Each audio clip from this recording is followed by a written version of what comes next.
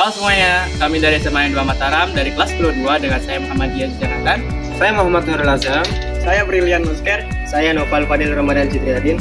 Saya Ahmad Zakaria Liteguh. Saya Muhammad Ayana Ramadan. Hari ini kami akan melakukan sebuah wawancara untuk melengkapi tugas PKWU. Kami akan melakukan wawancara dengan salah satu pengrajin kerajinan tradisional untuk mengetahui proses apa saja yang dibutuhkan untuk membuat sebuah kerajinan dan nilai-nilai apa saja yang terkandung di dalamnya. Yuk ikut kami. Yuk.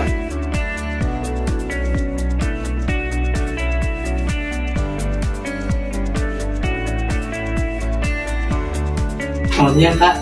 Siang. Kami dari SMA 2 Mataram ingin melakukan sebuah wawancara mengenai kerajinan tradisional. Boleh kami mewawancari Bapak?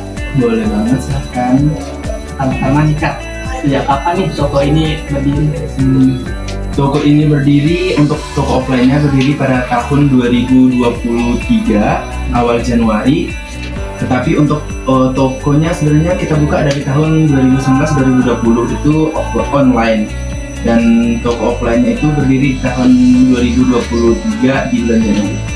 Berarti sudah cukup lama juga ya? Cukup lama, sekitar 3-4 tahun. Nah, kalau boleh tahu kerajinan apa saja yang dijual di toko ini?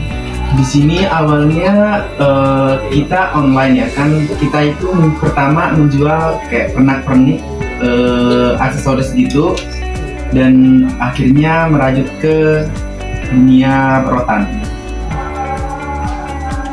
Menarik banget tuh. Itu semua dibuat sendiri atau ada kerjasama dengan pengrajin lain?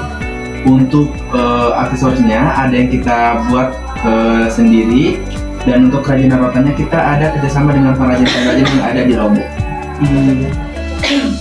Dan kalau dari segi bahan, biasanya bahannya dipakai apa saja? Untuk kerajinan rotannya kita gunakan bahan utama adalah rotan. Itu saja yang kita gunakan untuk pembuatan rotannya. Untuk aksesorisnya yang kita gunakan dari ada yang eco-friendly seperti kayak kerang, rotan, dan juga ada manik-manik dan mutiara-mutiara lainnya. Biasanya lama nggak sesuai bahannya itu? Proses pembuatannya bisa dibilang cukup lama karena ini kan kayak kerajinan tidak semua orang bisa, dan ini dilakukan harus dengan teliti, tidak boleh ada kesalahan baik dari pengerjaan untuk yang kerajinan rotan ataupun yang aksesorisnya, karena dalam suatu pembuatan produk satu kesalahan bisa bikin produk itu menjadi gagal gitu. Jadi kayak ketika kita bikin satu produk itu butuh waktu, butuh ketenangan sehingga bisa jadi suatu produk. Nah, selain nilai estetikanya, apa aja sih kelebihan atau apakah kerajinan di sini mempunyai makna khusus seperti makna nilai budaya? Untuk makna budaya sendiri mungkin agak kurang paham ya, tetapi kenapa mungkin orang memilih apa sih jadi daya tariknya produk ini? Yang pertama, ini terbuat dari rotan, dimana rotan ini adalah kayak sustainable gitu, bisa dipakai misalkan wadah atau box itu bisa dipakai berkali-kali gitu, tidak seperti produk-produk yang lainnya misalkan kayak plastik atau produk yang lainnya, dimana produk ini kayak misalkan contoh box itu bisa dipakai, bisa untuk menempatkan barang, bisa juga untuk menghias suatu ruangan atau tempat seperti itu. Tapi di zaman sekarang ada nggak sih tantangan terbesarnya? Tantangan terbesarnya untuk usaha ini yang pertama, karena kemarin-kemarin kan musim hujan ya, dimana rotan itu tidak bisa, kurang bisa dalam kondisi lembab.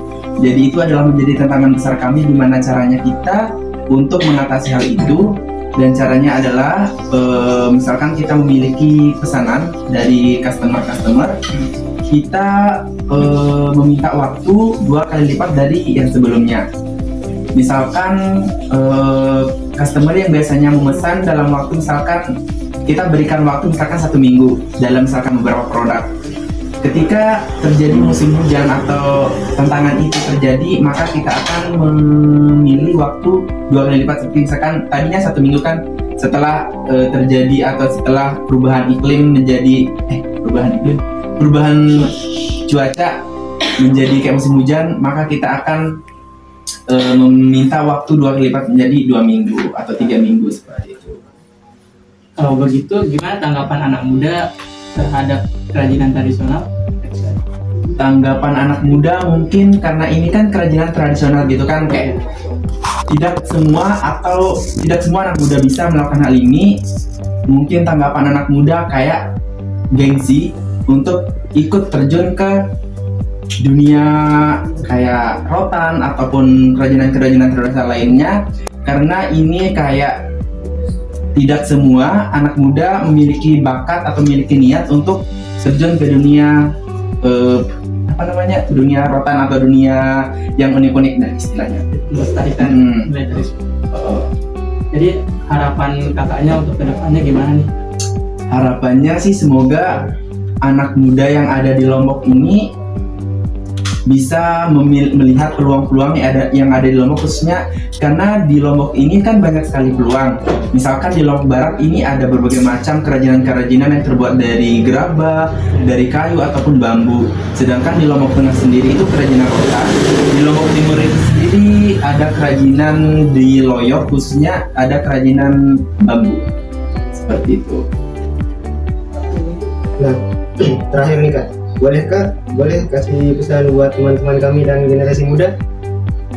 Untuk pesan-pesan yang bisa saya sampaikan kepada teman-teman generasi muda untuk saat ini, intinya jangan gengsi ketika melakukan apapun. Ketika misalkan melihat dari misalkan di sini kayak dunia perotan gitu, ini terlihat kayak sepele tetapi bisa menghasilkan cuan yang banyak, cuan yang besar, dimana untuk bisa kita lihat sendiri ya, untuk kerajinan rotan ini kita bisa ekspor ke tidak hanya di Indonesia tetapi bahkan ke luar negeri sendiri, di luar negeri. Contohnya kemarin kita ada ekspor ke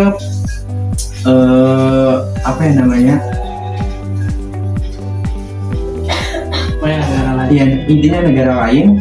Ada beberapa negara kita sudah ekspor, dan juga di hampir ke seluruh Indonesia kita sudah mengirim barang atau produk yang terbuat dari rotan, sehingga itu menjadi peluang besar untuk anak-anak muda yang sekarang ya.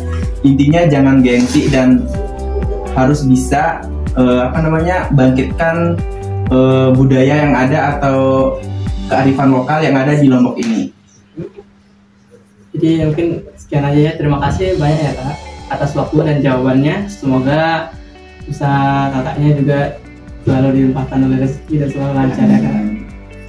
Baik, terima kasih juga. Mohon maaf ya jika banyak kekurangan atau apa dalam penyampaian saya. Mungkin sekian aja ya guys, dadah.